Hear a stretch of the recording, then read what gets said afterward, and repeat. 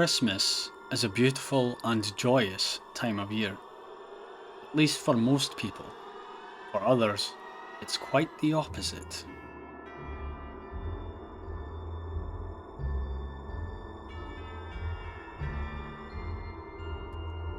On Christmas Day in 1929, the Lawson family, consisting of farmer Charlie Lawson, his wife Fanny, and their 7 children Marie, Arthur, Carrie, Mabel, James, Raymond and Mary Lou, went into their local town to buy new clothes and have a family portrait taken.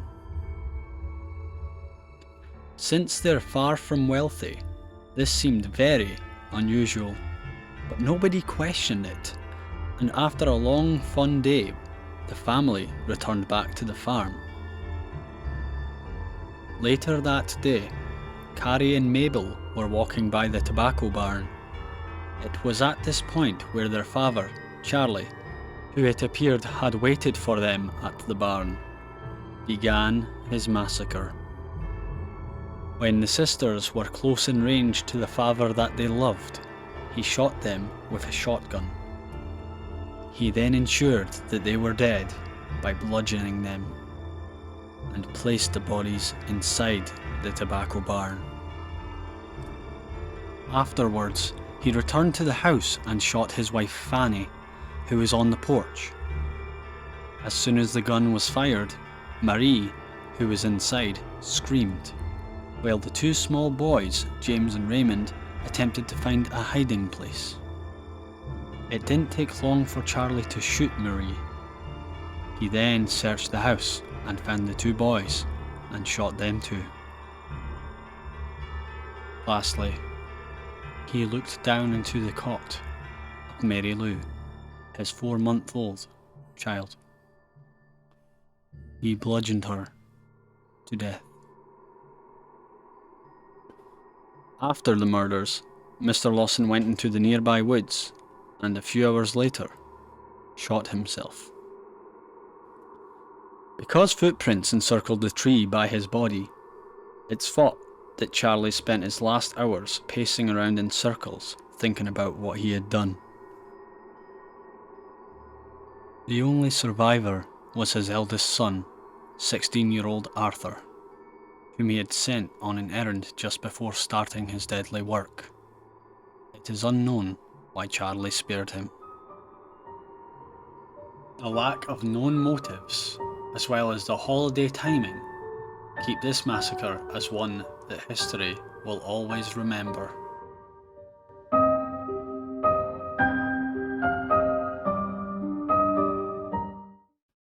On the night of Christmas Eve in 1953, the night train departed Auckland, New Zealand, with many of its passengers on their way to see friends and family to celebrate Christmas.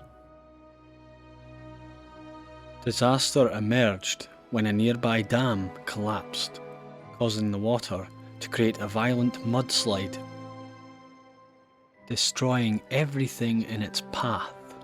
The flowing debris headed straight towards a rail bridge that the night train would reach only minutes later. 151 people died at the scene, some in the crash and others in the surging waters that engulfed cars below. Over the next few days, rescuers and volunteers found muddy and ruined presents throughout the wreckage, from passengers trying to bring gifts to loved ones. This heartbreaking incident, to this day, remains New Zealand's worst train accident, as well as one of the world's worst railway disasters of all time.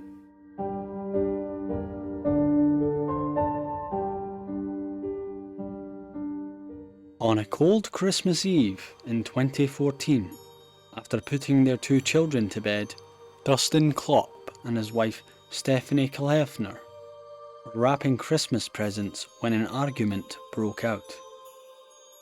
With the argument leading into the early hours of Christmas Day, Dustin decided that he'd had enough. Enraged, Dustin slit Stephanie's throat Although this wasn't enough to kill her, he then used an axe to strike her in the head repeatedly before sexually assaulting her and hacking the rest of her body. After this brutal slaughter, Dustin attempted to clean up the bloodstains. He then wrapped Stephanie's body in a rug and put her corpse in their shed. The following morning, he took their two children, aged just 2 and 5, to his parents to celebrate Christmas. Midway through eating a Christmas meal with his incomplete family, Dustin called the police and confessed to his crimes.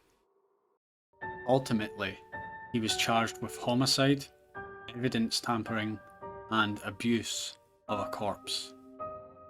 He was later declared brain dead after hanging himself in prison.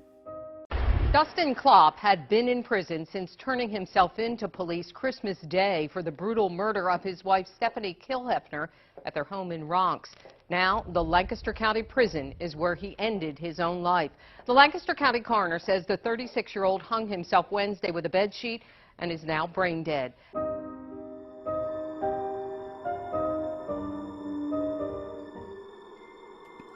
The Lord's Resistance Army is a Christian extremist organisation which operates in Central Africa. In 2008, due to its famous pursuit of terrorism, the LRA decided to celebrate Christmas with a more violent approach. The army targeted 5 villages in the Congo, waited until they were all celebrating the holiday, then attacked them all at once. Armed with guns, axes, bats, and machetes, they terrorised locals by torturing them through horrific acts, including cutting off their lips and sexually assaulting the victims before killing them. At the end of all the violence, the Lord's Resistance Army had slaughtered all 5 villages, with virtually no survivors. The man responsible, Warlord Joseph Kony, is the leader of the LRA and a self-declared prophet who has managed to escape capture for many years, with US ending their hunt for him in 2017 due to lack of intel. The final death toll of the Christmas massacre in 2008 is still uncertain, although experts seem to think that the number exceeds 600 people. The villagers were walked to their death down this path right here. Just there you can see one of the victims' shoes. He says that after they were let out, they were brought in here still tied up. And this is where they started smashing their skulls. And you can see down here, there's still some blood.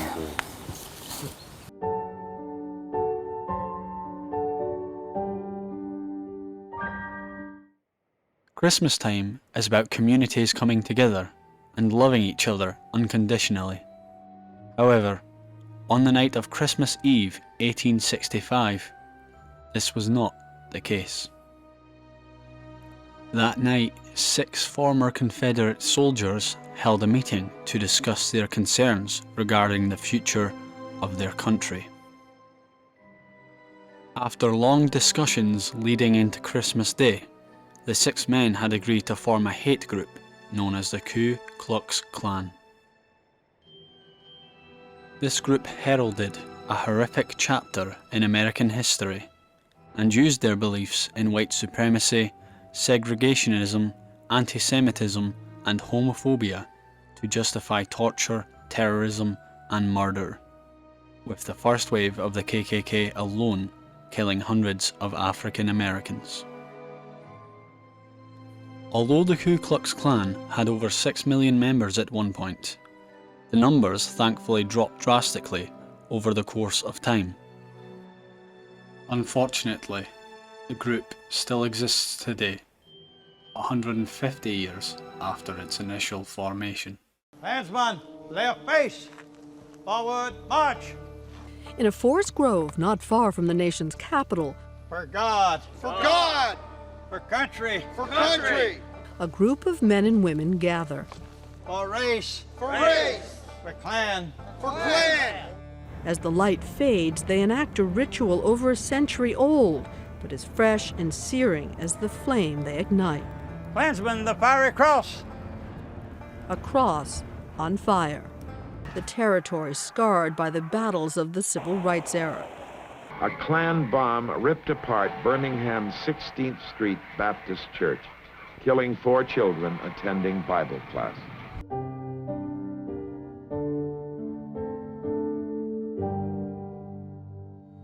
As mentioned, the Congo Christmas massacre of 2008 was horrific. But during the same time, at the other side of the globe, something also disturbing was happening. The life of Bruce Pardo started to spiral when he was fired from his job as an aerospace engineer. It continued to spiral when his wife, Sylvia, divorced him a week before Christmas. During this week, Bruce made preparations to celebrate Christmas in a horrifying manner.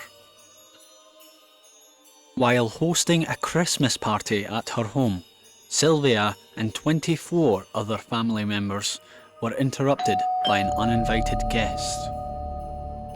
Equipped with several guns and a flamethrower, Bruce entered the home dressed as Santa Claus.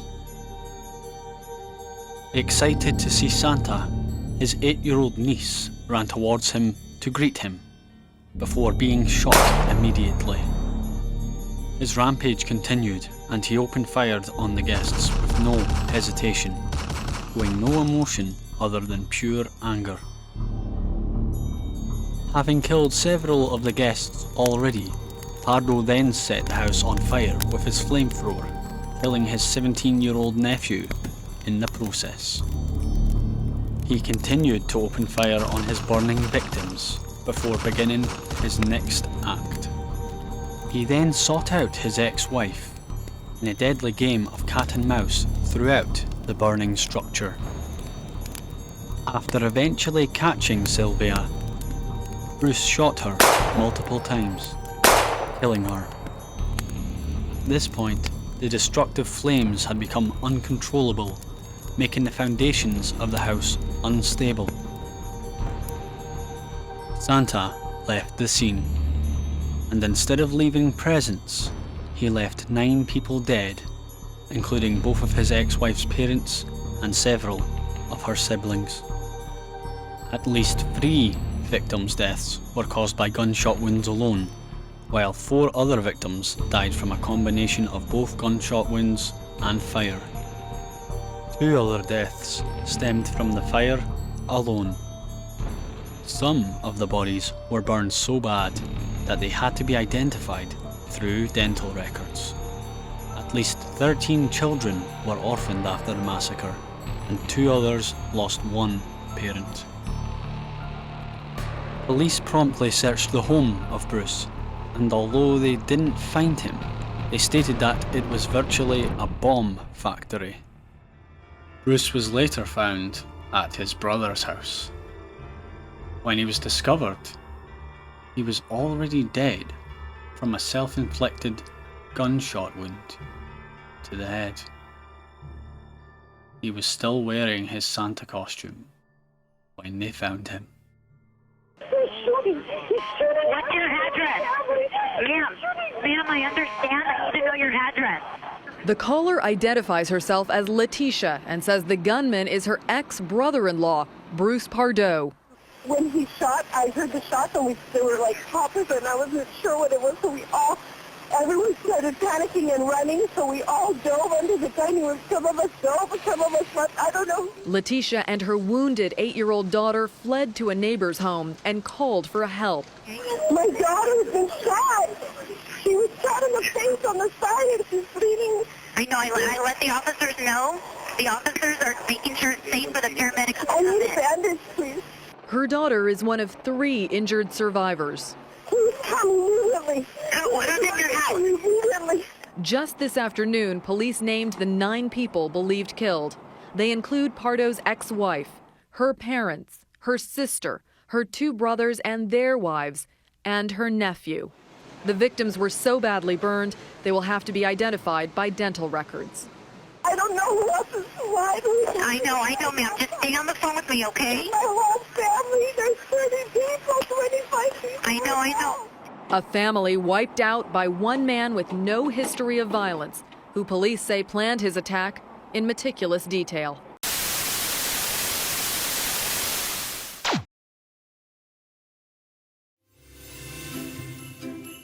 Hey guys, thanks for watching. I hope you enjoyed the video and that you've managed to make it to the end with your festive spirit still intact. It's now time to start focusing on the more joyous side of Christmas, I reckon, so hopefully you all have the happiest of holidays, and I'll see you in the next one. Bye!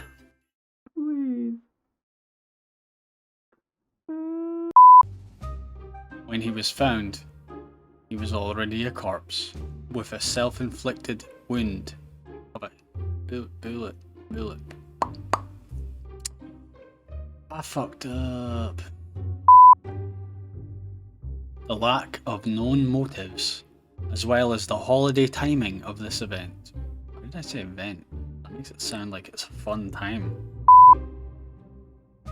Afterwards, he returned to the house and shot his wife's fanny.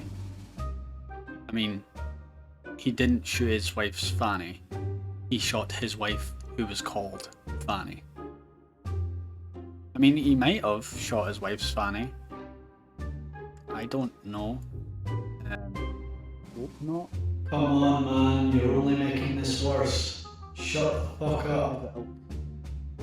I don't know why I'm still speaking.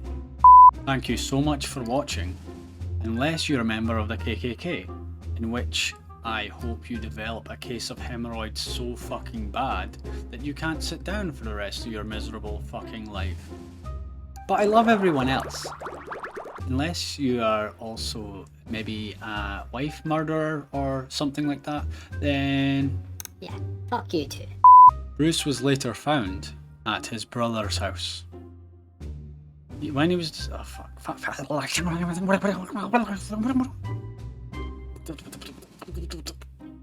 fast could you beatbox? Not like me.